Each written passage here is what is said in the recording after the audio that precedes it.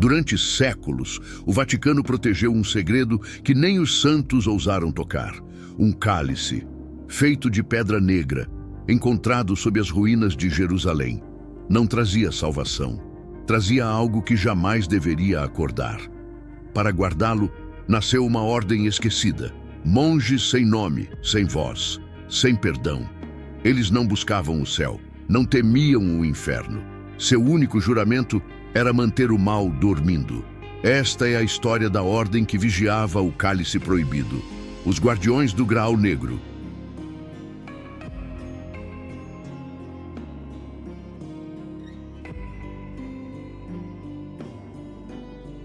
Dizem que o Santo Graal foi a taça que recolheu o sangue de Cristo, símbolo da pureza e da esperança. Mas poucos sabem que existiu outro cálice, uma versão obscura, nascida do mesmo sangue, mas destinada a guardar o oposto da salvação. Durante as cruzadas, um grupo de cavaleiros templários encontrou sob as ruínas de Jerusalém uma câmara selada há séculos. O ar ali dentro parecia vivo, vibrando como um suspiro preso. No centro, sobre um altar de basalto, repousava uma taça feita de pedra negra, polida como obsidiana. Diziam que quando uma tocha se aproximava, a luz era engolida por ela e um som grave, quase humano, ecoava das paredes. Os homens acreditaram ter encontrado uma relíquia perdida, mas ao tocá-la, um deles caiu de joelhos, sangrando pelos ouvidos. Outro jurou ouvir vozes dizendo seu nome em línguas que não conhecia.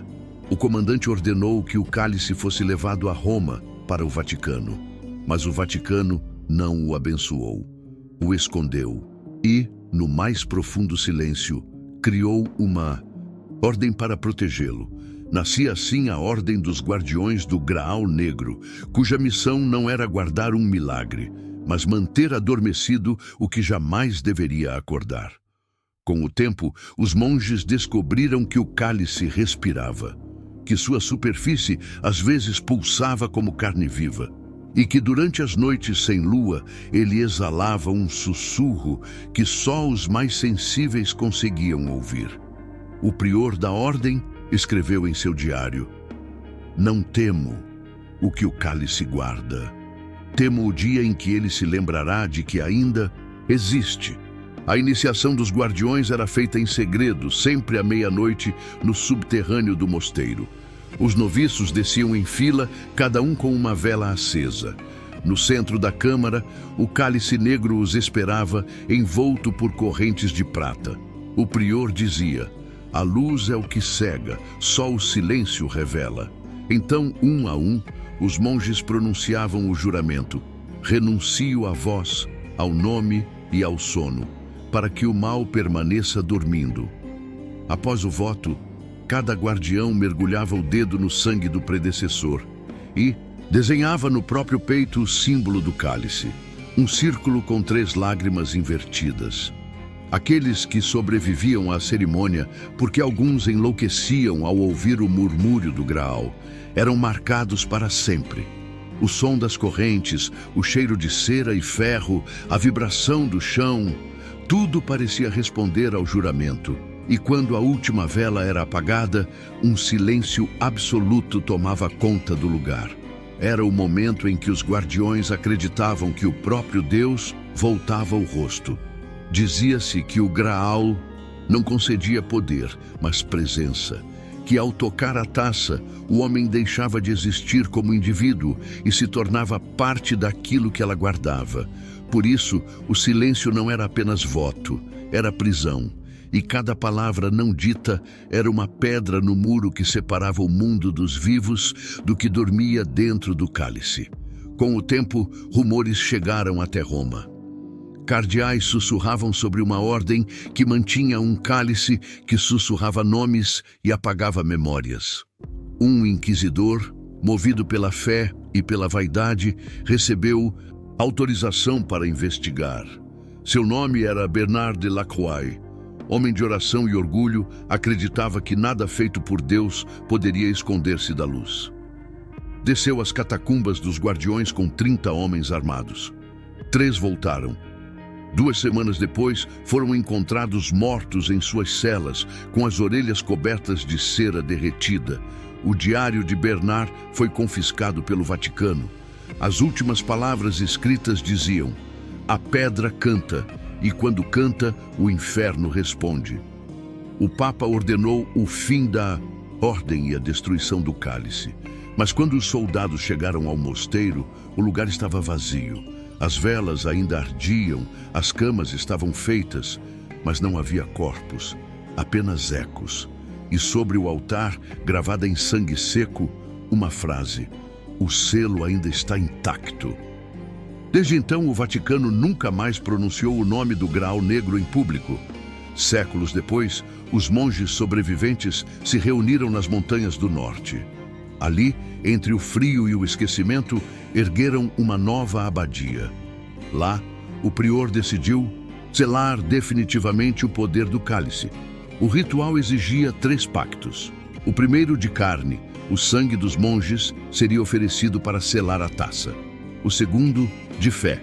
Cada guardião renunciaria à salvação, aceitando o inferno em troca da guarda eterna. E o terceiro, de silêncio. Um deles teria a língua arrancada diante do cálice, e seu grito serviria de chave para fechar o selo. Os cânticos dessa noite ecoaram nas montanhas por dias. Dizem que o eco não vinha da voz humana, mas de algo respondendo sob a terra. Quando o ritual terminou, os monges adormeceram, exaustos. Apenas o prior permaneceu de pé, observando o cálice respirar. Escreveu em seu diário: "O selo está completo, mas ele sonha, e no sonho aprende a acordar." No século XV, a Inquisição ouviu boatos sobre o Graal Negro. Um inquisidor anônimo partiu para destruir o mosteiro escondido nas montanhas. Diziam que levava uma cruz de ferro e a bênção do Papa. Encontrou o cálice no altar, cercado por monges ajoelhados. Ergueu o crucifixo e gritou: "Em nome da luz, eu destruo a sombra." Mas quando tocou o Graal, a cruz começou a derreter. Os monges não se moveram e o inquisidor começou a rir. Um riso profundo, metálico, que não era mais dele. Ao cair, seus olhos estavam negros como carvão. O prior apenas sussurrou: "Agora ele guarda conosco." O Vaticano nunca reconheceu a perda, mas, nos arquivos secretos, um bilhete sobreviveu. O cálice não pode ser destruído, ele se reconstrói no sangue de quem tenta. Em 1564, o Vaticano decretou a aniquilação da ordem. Chamaram o extermínio de Operação Silêncio Eterno. Mas a guerra não aconteceu à luz do dia. Foi travada nas sombras com fogo e exorcismos. O mosteiro foi incendiado. As chamas subiam, mas o céu não refletia a luz. Era como se o fogo fosse engolido pela própria escuridão. Os cavaleiros juraram ouvir vozes dentro das chamas. Alguns queimaram de pé, rezando, outros fugiram sem língua.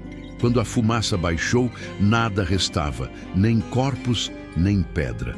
Apenas um círculo de terra queimada e o som distante de uma campana que ninguém tocava. O Papa assinou o decreto final: que nunca mais se fale deles, que o silêncio seja sua lápide. Mas o silêncio, como o fogo, não obedece a homens. Em 1889, o arqueólogo Etienne Valois encontrou o que acreditava serem as ruínas da ordem.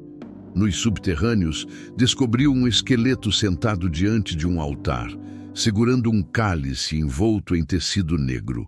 O pano se dissolveu ao toque e o cálice brilhou como carvão incandescente. Valois escreveu em seu diário: "A pedra respira, o sangue dentro dela ainda é quente." 3 dias depois, desapareceu. O diário foi encontrado num hotel em Marsella.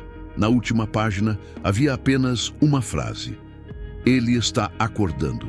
Desde então, o Graal Negro é visto em lugares diferentes: abadias abandonadas, campos de batalha, catacumbas. Aparece, permanece por alguns dias e desaparece novamente, sempre deixando o mesmo símbolo: uma cruz invertida cercada por 3 lágrimas, esculpidas na pedra. Durante a Segunda Guerra Mundial, rumores diziam que tanto o Vaticano quanto os nazistas buscavam o Graal Negro. Os alemães acreditavam que o cálice continha poder absoluto, os padres que continha o inferno.